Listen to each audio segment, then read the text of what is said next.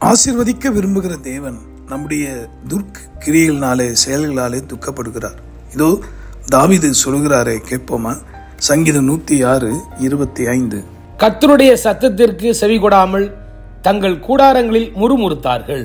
அன்பானவர்களே, தேவனுடைய வார்த்தைக்கும் அவருடைய இனிய சொற்களுக்கும் இடங்கூடாத மனிதர்கள் என்ன செய்தார்களாம்? முணுமுறுத்தார்களாம். இதனால் வந்த விளைவுகள் ஏராளம். இதை கேட்கிற அன்பர்களே, இதுவரைக்கும் ஆண்டவர் உங்களை நடத்தி வந்த பாதையை குறித்த முறுமுறுப்பு உங்கள் உள்ளத்தில் உண்டா?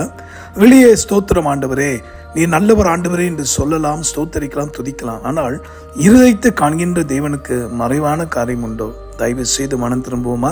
முணுமுணுக்காதீர்கள். கர்த்தருக்கு பிடிக்காத ஒரு காரியம் அது. இன்றைய சொல்லுங்க, ஆண்டவரே, இதுவரைக்கும் என் வாழ்விலே, என் குடும்பத்திலே, தனிப்பட்ட ஜீவியத்திலே எல்லாவற்றையும் நன்மைதான் செய்திருக்கிறீர். உன் கொடான கொடி ஸ்தோத்திரம்.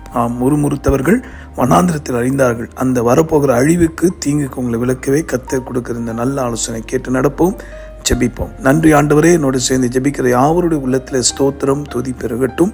சோர்வுகள், பலவீனங்கள், வியாதியை கொண்டு வந்த சாத்தானை கடிந்து கொண்டு, ஆண்டவரே, இந்த நிலைமையிலும் நீர் எங்களோடு இருக்கிறீர் என்ற நன்றியோடு ஸ்தோத்தரித்து மகிமைப்படுத்த உதவி செய்யும். கிருபை பாராட்டும், ஆசீர்வதியும். இயேசு மூலமா ஜெபிக்கிறோம் எங்க நல்ல பிதாவே, ஆமென். இதோ உங்களுக்காக திறப்பில் ஜெபிக்கிற உங்கள் அன்பு சகோதரன் மணி.